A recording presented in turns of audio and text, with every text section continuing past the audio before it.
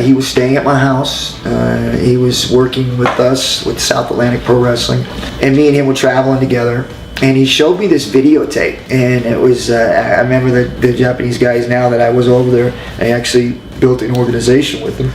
Ken Shamrock's name once thundered across the world as the forgotten titan of MMA, a man whose raw power and relentless spirit helped carve a sport from chaos. In the earliest days of the Ultimate Fighting Championship, he stood as its fierce embodiment, battling in Japan's brutal rings and captivating audiences in professional wrestling's grand arenas. His name was synonymous with courage, a warrior who faced the world's toughest opponents and emerged as a legend. Yet today, Ken Shamrock is a shadow, overlooked by the very industry he helped birth, his legacy buried under the weight of time and indifference. This is the story of a man who rose from a shattered childhood to the pinnacle of combat sports, only to be cast aside, his contributions fading into silence. It began with one fight, a moment that set the course for his extraordinary yet heartbreaking journey. Born Kenneth Kilpatrick in Macon, Georgia, in 1964, Ken's early life was a battle for survival long before he stepped into any cage. His childhood was a crucible of pain, marked by abuse, neglect, and violence. As a young boy, he endured beatings, stabbings, and abandonment, drifting between unstable homes and the unforgiving streets. By age 13, he had seen more hardship than most face in a lifetime. The world tried to break him, but instead, it forged a resilience that would define him. His salvation came through Bob Shamrock, a compassionate man who ran a group home for troubled boys in Susanville, California. Bob saw potential in Ken, offering him not just shelter but a family, adopting him as his own son. Under Bob's guidance, Ken found structure, purpose, and wrestling, a discipline that channeled his anger into focus. Bob's belief in him planted the seeds for a journey few could endure, let alone conquer. In the late 1980s, Ken transitioned into professional wrestling, competing in regional promotions where his athleticism and intensity stood out. But it was in Japan's Pancrase organization, founded in 1993, that he found his true calling. Pancrase was a brutal proving ground, blending catch wrestling grappling techniques with the raw violence of striking, a direct ancestor of modern MMA. Ken didn't just compete, he dominated. His fights were unscripted, visceral displays of skill and heart, each one a testament to his refusal to yield. With his muscular frame and unyielding spirit, he became a fan favorite, earning the title King of Pancrase. In Japan, crowds roared for him, seeing not just a fighter but a warrior who embodied the essence of combat. His victories were not mere wins, they were statements of survival, forged in a ring where every moment carried the weight of danger.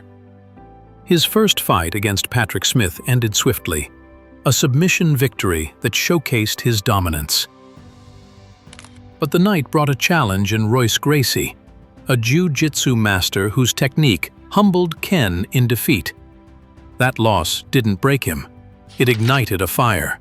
He returned for UFC 3 in 1994, and by UFC 5 in 1995, he faced Gracie again in a grueling 36-minute draw, a battle that captured the raw, unpredictable spirit of early MMA.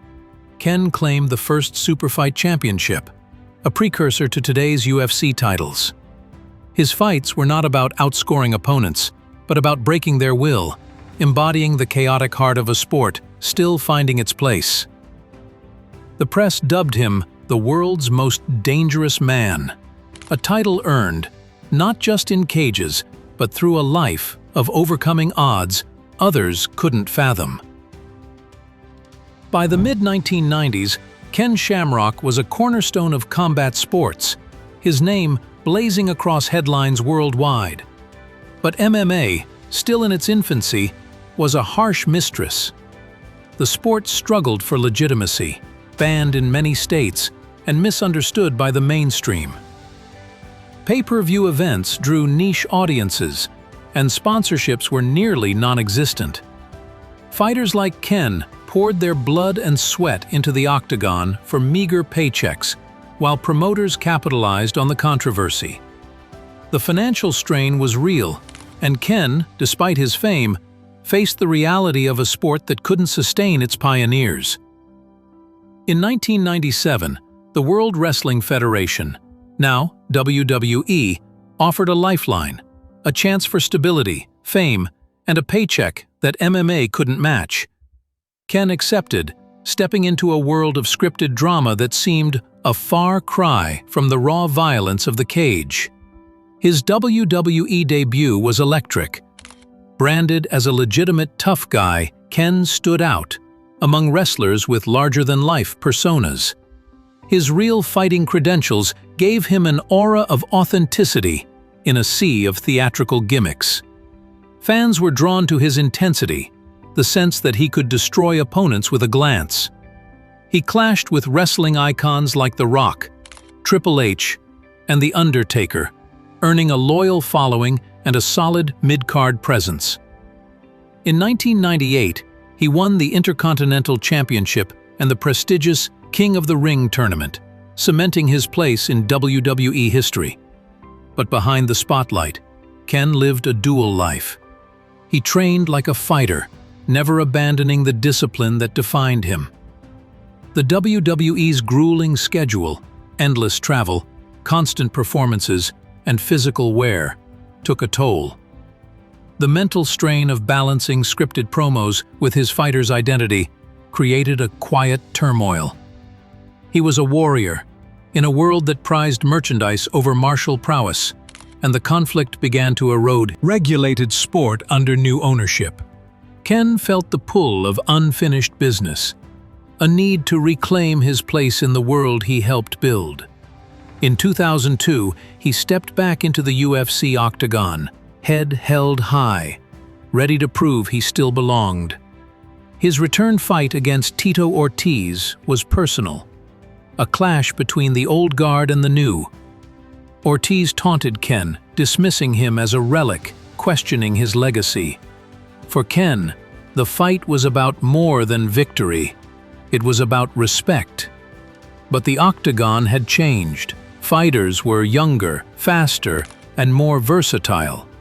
Ken fought valiantly but was overwhelmed, battered by Ortiz's relentless elbows and fists until the referee intervened.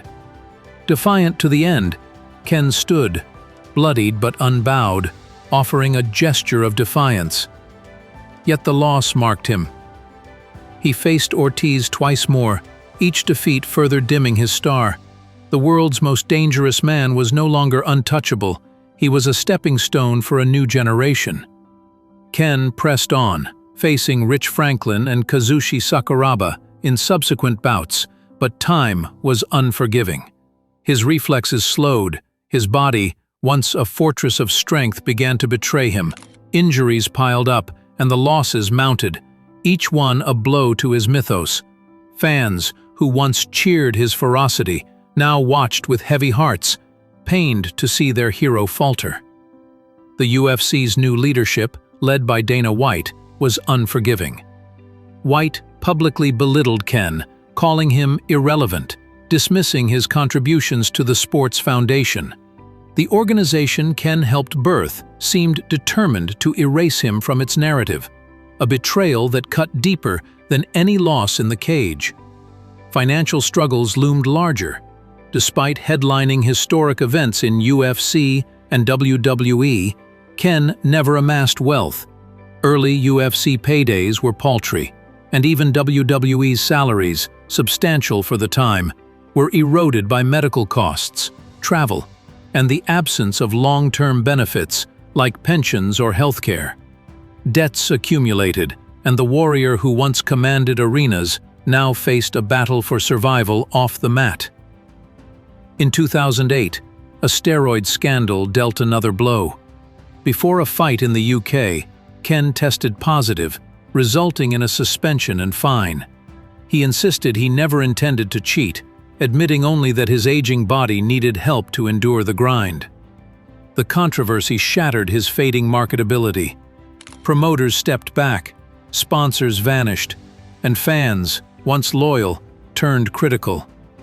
Legal troubles followed, including a high-profile lawsuit against the UFC and its parent company, Zuffa, over unpaid licensing fees and the use of his likeness in video games and promotions. The UFC fought back, with Dana White claiming Ken owed them money. The battle was bitter, and Ken lost, and seminars to make ends meet. A stark contrast to the million-dollar deals of modern UFC stars. Ken's role in MMA's history began to fade. The UFC celebrated its pioneers with documentaries and highlight reels, but Ken was conspicuously absent. While Royce Gracie was hailed as the father of MMA, and fighters like Chuck Liddell and Randy Couture were honored, Ken's name was rarely mentioned. The UFC Hall of Fame welcomed others, but year after year, Ken was overlooked. Dana White's public disdain, labeling him a has-been and ungrateful, sent a clear message: Ken was no longer welcome. Younger fans, unfamiliar with his early battles, saw him not as a trailblazer but as a cautionary tale. His later fights became fodder for memes, clips of an aging fighter struggling against younger opponents, overshadowing his pancrase victories and UFC rivalries. In interviews, Ken masked his pain with professionalism, but moments of vulnerability slipped through. "They act like I didn't exist," he once said, his voice heavy with the sting of erasure. He didn't crave fame. He craved acknowledgement for the blood and sweat he poured into a sport that now thrived without him. Yet Ken refused to surrender. In his 50s, he launched Valor Bare Knuckle in 2019, a promotion rooted in the raw, ungloved combat of MMA's early days. He envisioned it as a return to the sport's origins, promising fair fighter contracts, stringent safety measures, and integrity. Ken poured his heart into the venture, promoting it himself, even stepping back into the wrestling ring at age 55 for Impact Wrestling to draw attention. But the world had moved on. Attendance was sparse, sponsorships scarce, and media coverage minimal. Valor Bare Knuckle struggled to gain traction in a crowded combat sports landscape, and it quietly faded. Years earlier, in 2015, Ken fought Kimbo Slice in Bellator, a matchup of aging legends that ended in another knockout loss. Critics called it a spectacle, and fans cringed at the sight of Ken falling again. In 2016, he faced Royce Gracie one last time, a hollow echo of their epic battles, ending quickly with little fanfare. Each attempt to reclaim his place felt like a shout into an empty arena, the applause growing fainter with every effort. The toll of Ken's career is etched into his body and soul. Decades of combat left him with chronic pain, neck injuries, knee surgeries, and memory lapses. His face, once a symbol of unyielding strength, now bears the scars of countless battles. In podcast interviews, his voice trembles as he speaks of anxiety, isolation, and nights when pain, physical and emotional, kept him awake. He has faced personal struggles as profound as his professional ones. Strained by his relentless career and absence during his peak years, rebuilding bonds with his children has been a humbling, ongoing process, marked by apologies and reflection. In recent years, Ken has turned to Christianity, finding solace in faith. He speaks at churches and Christian conferences, not of victories but of defeats, sharing lessons learned through pain and perseverance. Yet even faith cannot erase the ache of being forgotten. Today, Ken Shamrock lives quietly, a warrior out of time. He appears at fan expos, signs autographs, and shares reflections on niche MMA podcasts or social media, posting motivational quotes and clips of his glory days. The engagement is sparse, the comments few, the MMA world has surged forward, leaving him behind. His fights rarely appear in UFC highlight reels, and new fans know him more through memes than milestones. He offers mentorship to young fighters and pitches ideas for documentaries or legacy projects, but most are met with polite rejections or silence. Occasional moments of recognition, a fan's nod at an airport, a fighter citing him as an inspiration, flicker briefly before fading. Ken carries himself with quiet strength, never begging for respect, but the weight of obscurity is evident in his voice. He knows what he gave to the sport, the blood and broken bones, yet wonders if anyone else remembers. Ken Shamrock's tragedy is not just the physical toll of the losses, but the silence that followed. The sport he helped build, brick by bloody brick, has moved on, celebrating new stars while sidelining its pioneers. He doesn't seek another fight or a fortune, he seeks remembrance. When MMA was a lawless frontier, with no gloves, no weight classes, and bans across the country, Ken was there, standing tall. When fighters trained in garages and fought in shaky cages, he laid the groundwork for a global phenomenon. Yes, he lingered too long, driven by pride and necessity, and made choices that cost him. But to judge him solely by his final chapters is to miss the story of a man who shaped a sport when it was nothing. Ken Shamrock is more than a name on a fight card, more than a viral clip or a footnote. He is a pioneer, a warrior, the forgotten titan of MMA, waiting for the world to pause, look back, and say thank you before his fight is truly over.